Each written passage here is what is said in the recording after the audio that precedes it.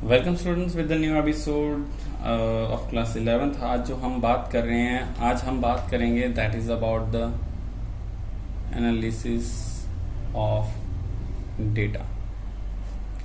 देखिए, हमने different stages की बात की है। अगर स्टेजेस के आगे हम अगर आज प्रोसीड करें तो हम लोग क्या करते हैं, हमने काफ़ी चीज़ें इजीली हमने क्लियर की थी। हमने कहा था सबसे पहले जो 5 स्टेजेस में है that is about the collection of data. अगर डेटा कलेक्शंस की बात करें या हम उसको ऑर्गेनाइजेशंस ऑफ डेटा की बात करें या फिर हमने प्रेजेंटेशंस ऑफ डेटा। उसके बाद आज हम 4th स्टेज पे हैं that is about the analysis of data. तो ये चीज हम आज करने वाले हैं जहां पे हम अपने नेक्स्ट टॉपिक को लेके बात करेंगे। एनालिसिस ऑफ डेटा की बात करें, इसमें हम लेसन नंबर 9, 10, 11 और 12 ये 4 चैप्टर्स हम इसमें कंप्लीट करेंगे और ये सारे के सारे रहने वाले हैं अब न्यूमेरिकल्स। आपको जैसे कि फुल HD वीडियोस मैं जो है वो प्ले करता हूँ, नो डाउट्स। आपके अगर 2G नेटवर्क है तो भी कोई प्रॉब्लम नहीं है, आप उसको रेजोल्यूशन बढ़ा के डाउनलोड कर सकते हैं इस वीडियो को। अगर ना डाउनलोड हो तो भी आप रेजोल्यूशन बढ़ा लें तो ये आपको क्लियरली दिखेगा, क्योंकि प्रीवियसली भी आपने काफी अच्छे कमेंट्स दिए, आपको कोई इश्यूज नहीं आ रहा है। तो इसी वजह से ये वीडियोस इस तरह से चलाई जा रही हैं। आई होप आपको ये न्यूमेरिकल्स पोर्शन जो है वो समझ आ रहा होगा। सो नॉर्मली अगर आज बात करें that is about the analysis of data, तो इसमें सबसे जो हम पढ़ने वाले हैं दैट इज अबाउट द, आप बुक खोल लें प्लीज, अगर बुक्स हैं आपके पास तो बुक्स खोल लें। इसमें लिखा हुआ मेजर ऑफ सेंट्रल टेंडेंसी। अब मेजर करना है, किसको मेजर करना है? सेंट्रल टेंडेंसी को। This one is C. So central tendency means एक ऐसी वैल्यू को फाइंड आउट करना अपने डेटा में, जो हमने डेटा कलेक्ट किया है उसमें से एक ऐसी वैल्यू को फाइंड आउट करना जो पूरे के पूरे डेटा को रिप्रेजेंट कर ले। आसान सी लैंग्वेज में अगर बात करें, so let me talking about your marks. तो अगर आप पूरे थ्रू आउट 11th अपने पढ़ते हैं, U1 देते हैं, T1 देते हैं, then after U2 and lastly term 2, 4 दफा आप एग्जाम देते हैं और फाइनली क्या होता है, आपके पेरेंट्स जब स्कूल आते हैं तो एक ही चीज पूछते हैं कि टोटल 11th में कितने परसेंट थे। तो आप बोलते हैं 99%। तो मतलब क्या हुआ कि बच्चा पढ़ता था, पूरे साल पढ़ा, यानी U1, T1, U2, T2 में उसने काफी अच्छा स्कोर किया है। अगर वही बच्चा 33% वाला होगा तो नेचुरली वो 33 से पता चलेगा ये बच्चा इतना ज्यादा इफेक्टिव नहीं है, इसको हार्ड वर्क की जरूरत है और ये खींच के पास हुआ बड़ी मुश्किल से। तो ये 99 और ये 33 एक सिंगल टर्म है जिसने आपके पूरे साल भर की मेहनत को, यानी आपने कई टेस्ट दिए, आपने U1 में दिए, T1 दिए, U2, T2 सारे दिए, बट एक ही सिंगल फिगर ने आपके पूरे साल की जो है वो आपकी पोल जो है पोल खोलने का मतलब समझते हैं आप कि इट मींस दैट कि आपकी जितना हार्ड वर्क था वो पेरेंट्स को पता चल गया कि आप तो कहते थे पापा पढ़ रहा हूं, बट कितना पढ़े आप, वो चीज आपकी क्लियर हो जाती है सिर्फ एक सिंगल डिजिट से, 99 और 33 से। वैसे ही जैसे आपने 10th पास आउट की और 10th पास होने के बाद सबने यही पूछा कितने परसेंटेज हुए 10th में, तो वहीं से पता चल जाता है कि इनका स्कोरिंग कैसा रहा। तो ऐसी ही एक सेंट्रल टेंडेंसी, मतलब कि अपने पूरे डेटा में एक ऐसी सिंगल वैल्यू को फाइंड आउट करना जिस सिंगल वैल्यू हमें पूरे डेटा को एनालाइज करके बता देती है। अब मेजर ऑफ सेंट्रल टेंडेंसी की बात करें, हम इसमें 3 चीजों को आइडेंटिफाई करें, क्योंकि ये आप 10th में पढ़ चुके हैं सारे के सारे। इसमें हम करेंगे एक मीन, एक करेंगे हम मीडियन एंड फाइनली हम बात करेंगे मोड की। मीन, मीडियन, मोड ये तो आपने पढ़ा ही है, that is about the major of central tendency. जो आपने 10th में स्टार्ट किया था तो आपने डायरेक्टली मीन, मीडियन, मोड पढ़ा, आपने कभी ये सोचा भी नहीं होगा। उसमें भी कहते हैं ना स्टैटिस्टिक्स, सर थोड़ी स्टैटिस्टिक्स है, मीन, मीडियन, मोड है, तो इसमें वही चीजें आपने पढ़ा हुआ है, इसमें कोई दिक्कत वाली बात नहीं है। सो इजी है, प्लीज 10th की बुक ना खोलें। अगर 10th की बुक खोलोगे तो प्लीज कंफ्यूज हो जाओगे। बेटर टू बी एन जो हम पढ़ा रहे हैं उसी पे आप फोकस रखें। So major of central tendency, mean, median, mode means ये निकाला इसलिए जाता है जो आपका लास्ट में एक आंसर आता है, मैम कितना आंसर, 37, मैम 32, 40, तो वो जो आंसर्स आते हैं इसी आंसर्स के बिहाफ पे आपको पता चलता है कि वो वैल्यूज क्या इंडिकेट करिए पूरे डेटा को। सो ऐसी मेजर ऑफ सेंट्रल टेंडेंसी, ऐसी वैल्यू को हम फाइंड आउट करेंगे जो पूरे डेटा को निकाल के दे देगा। लेसन नंबर 9 जो है हमारा मीन रहेगा। लेसन नंबर 10 में हम पढ़ेंगे मीडियन एंड मोड। तो 2 चैप्टर्स हमारे मेजर ऑफ सेंट्रल टेंडेंसीज के हैं। 9 चैप्टर का अगर आप नाम देख रहे होंगे that is about the major of central tendencies. आगे लिखा हुआ है अर्थमेटिक मीन। देखिए मीन भी 3 तरह के होते हैं, एक होता है अर्थमेटिक मीन, एक होता है ज्योमेट्रिक मीन, एक होता है हार्मोनिक मीन। तो हमारे सिलेबस में सिर्फ और सिर्फ अर्थमेटिक मीन है, हम हार्मोनिक और ज्योमेट्रिक मीन नहीं करेंगे। ये खुशखबरी आपके लिए जरूर है। तो मीन भी अगर बात करें तो 3 तरह के आ जाएंगे, arithmetic mean, geometric mean and harmonic mean. तो ये दो आपके सिलेबस में नहीं है, आप इसको नहीं करेंगे, आपने सिर्फ और सिर्फ करना है अर्थमेटिक मीन। अब मैं इसके आगे यहाँ पे अगर अर्थमेटिक मीन की बात करूं तो अर्थमेटिक मीन जो है यहाँ पे देखें तो अर्थमेटिक मीन जो है वो 3 हिस्सों में डिवाइड किया जाएगा। There are 3 stages. अब इसको प्लीज आप नोट डाउन कर ले। इसके पहले मैंने फोटो क्लिक करके जो शो किया था उसको आप पहले उतार लें, अगर नहीं उतारा तो प्लीज वीडियो को पॉज करके देख लें, नहीं है तो पीछे फोटो क्लियर है और व्हाट्सएप पे भी आपको फोटोज ये दे दी जाएंगे। सो अगर अर्थमेटिक मीन की बात करें तो यहाँ पे आता है एक हमारी इंडिविजुअल सीरीज, एक आएगा हमारा discrete series and last one is frequency distribution. इसको आप कॉन्टिन्यू सीरीज भी जानते हैं। अब इन्हीं के आगे अगर हम बात करें, ये 3 सीरीज जो हैं हमारी, इसके आगे हम बात करें तो हमारे आगे इसमें फॉर्मूलेज आते हैं। इसको ऐसे ड्रॉ कर लें आप, ठीक है। सबसे पहला आता है हमारा, आपको दिख रहा है ना, डायरेक्ट मेथड। मैं बोल बोल के लिख रहा हूं, आप प्लीज इसको नोट डाउन भी कर सकते हैं। This one is direct method. आपका जो डायरेक्ट मेथड है वो यहां आएगा। देन आफ्टर आपका आएगा शॉर्टकट मेथड। आपका शॉर्टकट मेथड यहां रहेगा। And finally step deviation method.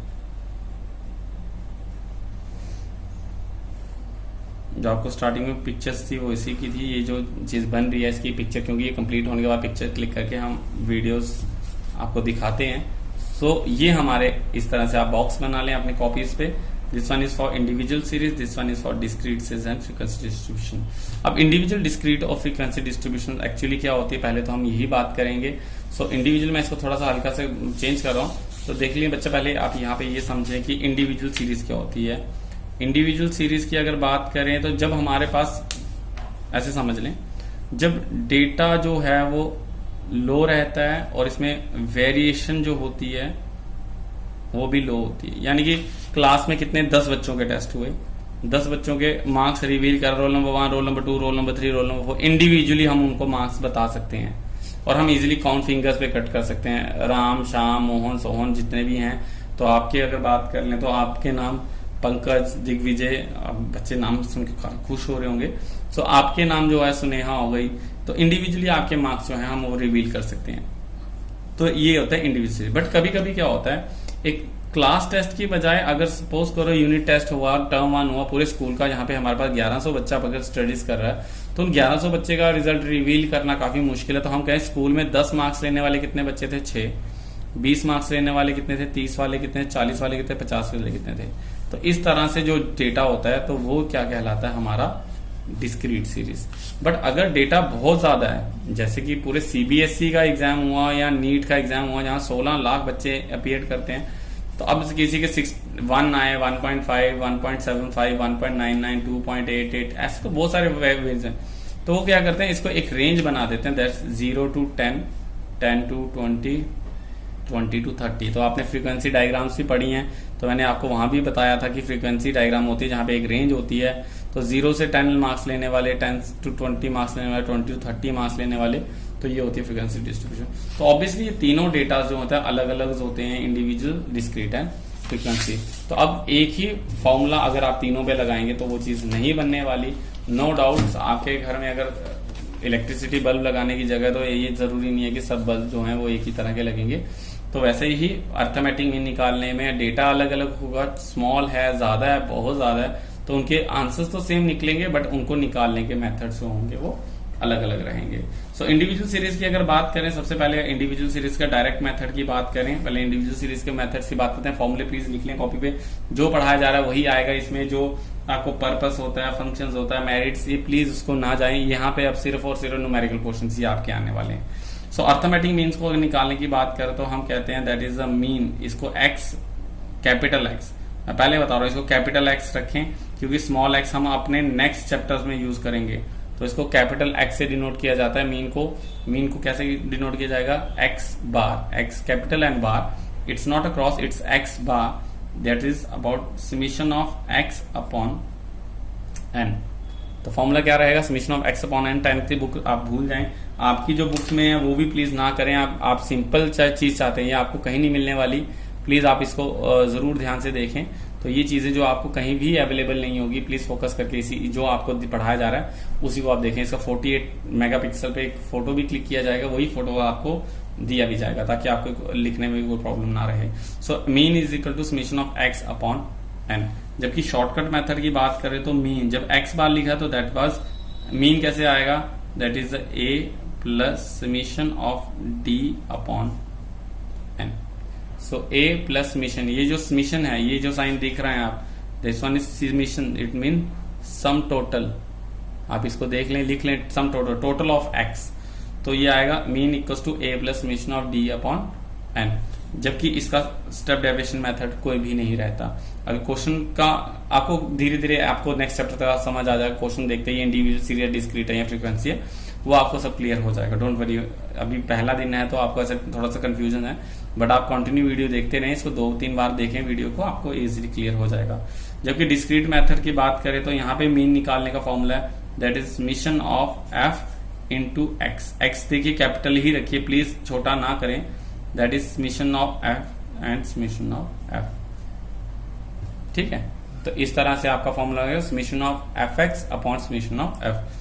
जबकि इसका शॉर्टकट मेथड रहेगा, that is A plus summation of F D upon summation of F.